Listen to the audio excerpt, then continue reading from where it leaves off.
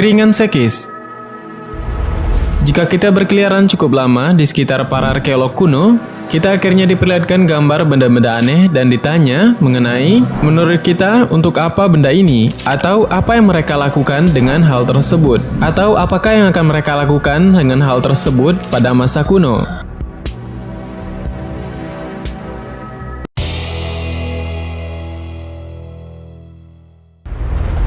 Kita tahu bahwa kecanggihan teknologi kuno dan kompleksitas masyarakat kuno dibandingkan dengan abad pertengahan, katakanlah kekayaan dan jangkauan objek material pada masa kuno beserta misterinya tentulah jauh lebih besar.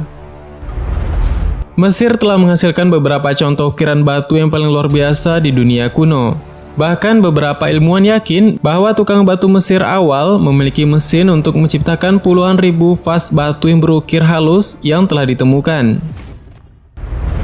Kita tahu bahwa pengetahuan tentang astronomi hadir dari asal-usul dinasti Mesir kuno. Itu terjalin ke dalam struktur agama, mitologi, dan arsitektur Mesir sejauh yang telah ditemukan oleh bukti-bukti.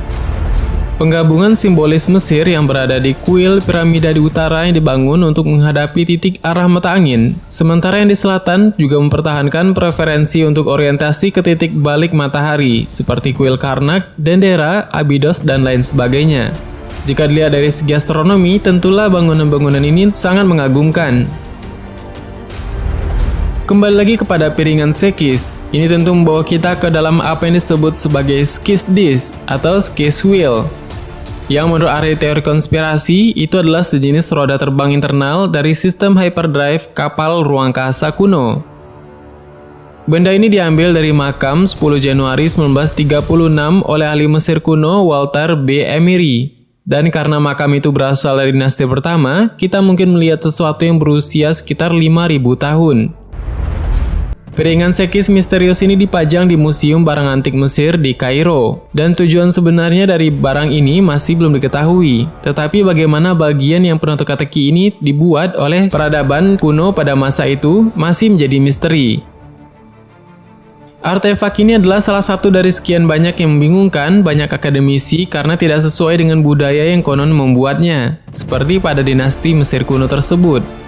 Dan ditemukan oleh Egyptologis Brian Walter Emery di Saqqara dan disebut hanya sebagai cakram Sekis yang telah digambarkan sebagai piringan buah, vas bunga, atau bahkan tempat lilin.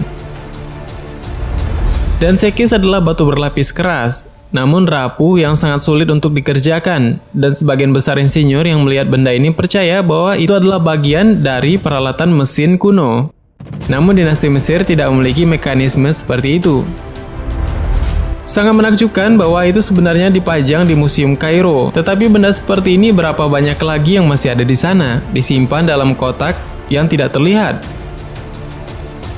Dan pada foto ini kita juga melihat dua mangkuk batu yang tampaknya telah dikerjakan oleh mesin bubut dan artefak Sekis aneh lainnya yang berada di tengahnya.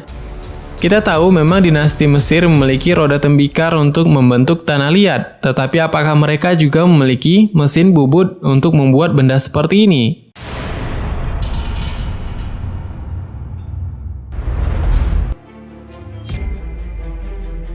Sejenis tabung, yaitu basalt yang merupakan batu yang sangat keras dan tidak mungkin dibentuk dengan alat perunggu dari dinasti Mesir. Jadi, apakah itu sebenarnya lebih tua dari dinasti Mesir tersebut?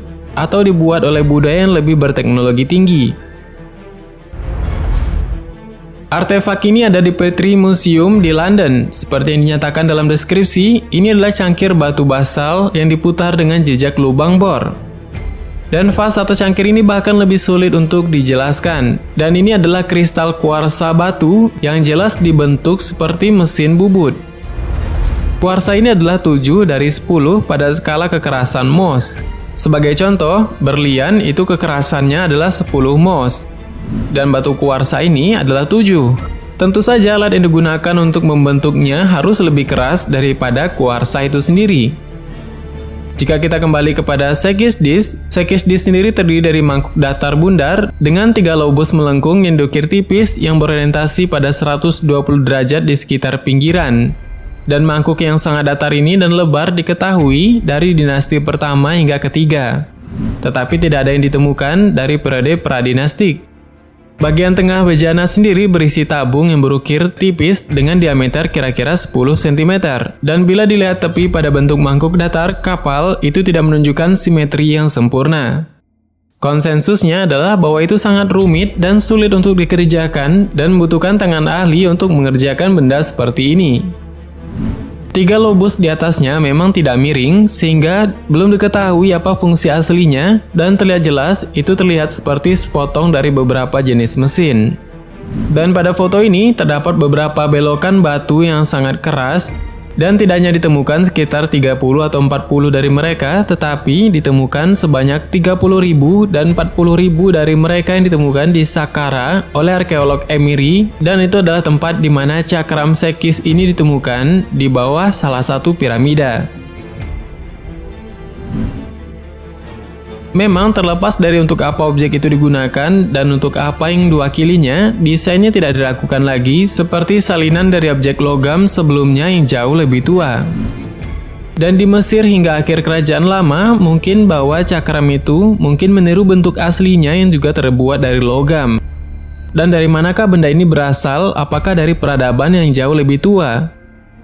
Ini adalah bentuk objek yang sangat aneh, dan tidak ada yang tahu untuk apa benda ini.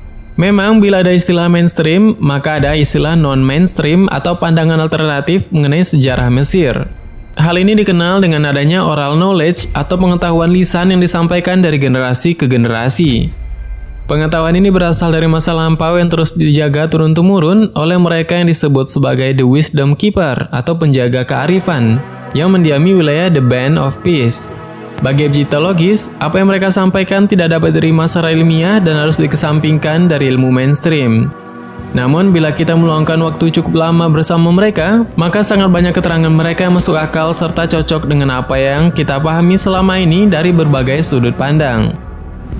Satu hal yang pasti, jika digunakan untuk sesuatu yang praktis, maka serpihan dari Sekis di sini akan pecah. Dalam teorinya, bentuk seperti ini itu harus didasarkan pada logam asli untuk material yang tentunya lebih kuat. Alasan yang masuk akal dan untuk pengerjaan yang masih belum diketahui. Apa yang sebagian besar diabaikan atau untuk diakui oleh para akademisi ini adalah bahwa dinasti Mesir tidak memiliki kemampuan untuk menggali, mengangkut, atau secara efisien membentuk batu keras seperti basal, granit, dan diorit. Ini memberitahu kita bahwa obelis besar, kotak batu, interior piramida, dan karya megalit lainnya harus mendahului orang-orang dinasti dan juga harus dibuat menggunakan teknologi tinggi yang sangat maju. Dalam beberapa kasus, lebih unggul dari apa yang kita miliki di abad ke-21 sekarang. Kita juga melihat bukti ekstensif bahwa siapapun pembangun hebat ini maka terkena satu atau lebih peristiwa bencana yang kemungkinan menghapus mereka dari halaman sejarah. Namun konstruksi besar mereka tetap bagi kita untuk belajar dan bertanya-tanya hingga sekarang.